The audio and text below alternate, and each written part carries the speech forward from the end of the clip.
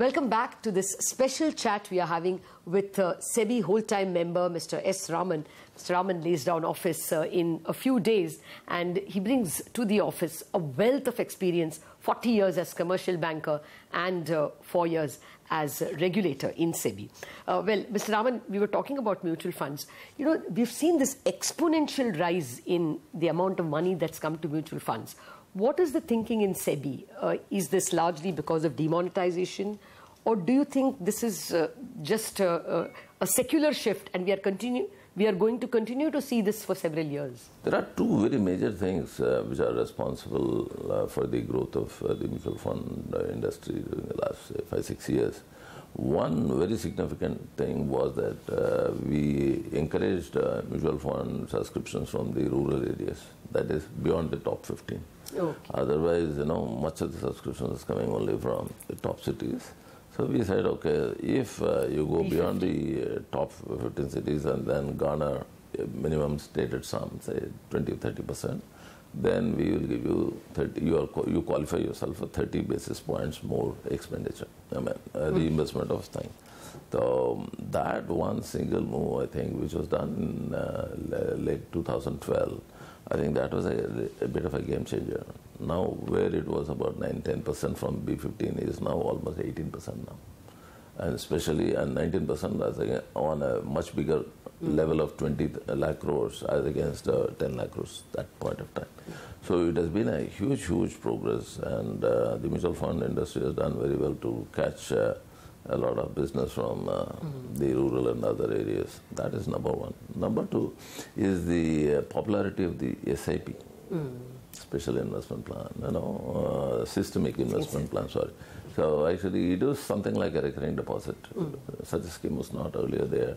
And it made life pretty, very simple. So you think this is a secular... I think so.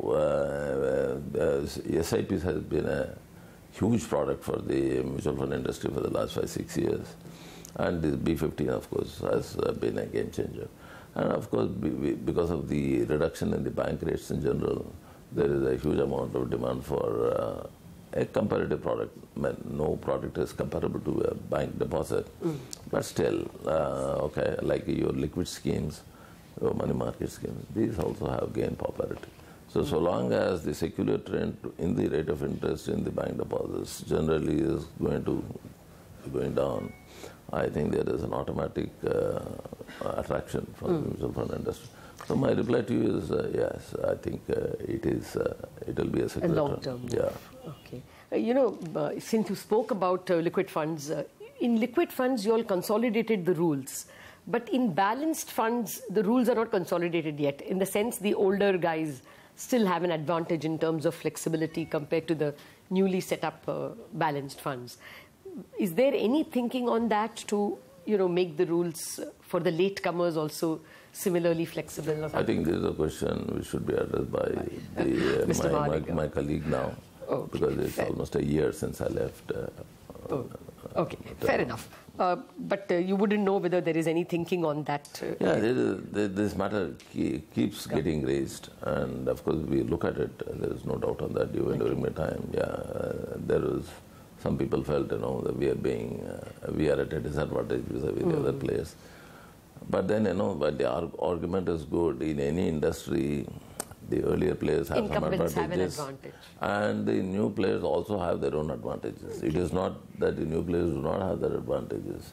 So, but each side wants to have the advantage of the other. There is a very general, whether you look at telecom, which is a lot of discussion going on. So this is a very general thing, it's a constant thing. But of course, as a regulator, when we look at it, of course, we have to balance what are the advantages for the newer player. Okay. So he is cribbing about the older guy, but the older guy has also reasons. So regulation is a matter of a bit of a balancing challenge. That's true, that is true. In fact, speaking of mutual funds, the other successful product, and I think you were in charge of investments at that time, is InvITs. We have seen quite a few of them getting launched. Do you get a sense that REITs also will follow? Absolutely. There are at least 5-6 firms which have listed themselves, but the first of the schemes has not yet been floated. But if you look at what has happened in India in the last 10 years, the REITable assets, if you call it that way, assets which are amenable to being put in REIT, it has phenomenally grown. Let me come back to your first love, banking. I assume it is your first love. The system, of course, is in the throes of a major problem in terms of NPLs, and RBI is now, of course, forcing the issue, and they have landed up in the bankruptcy courts. What is your sense, both as an original insider and now as an outsider? Are you seeing the system come out of it? Do you see enough interest in those assets getting bought? I think so. I mean, it depends upon the issue before the banking industry is what sort of haircuts you are looking at. So, of course, the first case was not a very encouraging thing, but then that need not necessarily be the benchmark or the standard-setting transaction. There are a lot of very good assets, and from what I read in the newspapers, I'm not very much in touch with banking industry people. No? But from what you read in the papers, there are good companies waiting to bid for these assets. So there are any number of good assets which is there. The challenge before the industry is what is the type of haircut which they may have to settle. One thing, a general point, I think the enormity of the problem the NPA has been realized by everyone. And of course, the last 1 year, real hard measures which need to be taken. I think this government is capable of taking hard measures, and they have started taking it. So I think it's not going to be a very painless exercise. There is going to be a lot of pain, but having said that, first time maybe very aggressively this is being pursued. That's true. You know, as you pointed out, Sebi has gone the distance to allow, the conversion of debt to equity or issuing preference shares without that formula of 6 months, as also not make an open offer. Is there anything else that the banking industry or RBI is asking you? Is there any consultation in terms of... So far as the earlier measures are concerned, RBI, even otherwise in NPA or any other matters, RBI and Sebi are very closely associated. There is a lot of consultation always taking place. But for instance, the earlier measures of 2015, which I was talking about, and then the earlier, this year also what we did is to extend the same privileges, exemptions to the downstream buyers. All this, of course, RBI was very deeply involved in consultation with us, and we found what is being mentioned is absolutely fine. But this is something, the next step which we took about the arresting part of it. Of course, we are not a banking regulator, but I thought actually disclosure is a good instrument in the hands of Sebi. No, so actually they face some company law problems as well, in the sense that shareholders ultimately have to approve the restructured proposal. Are you sensing that company law amendments also will come?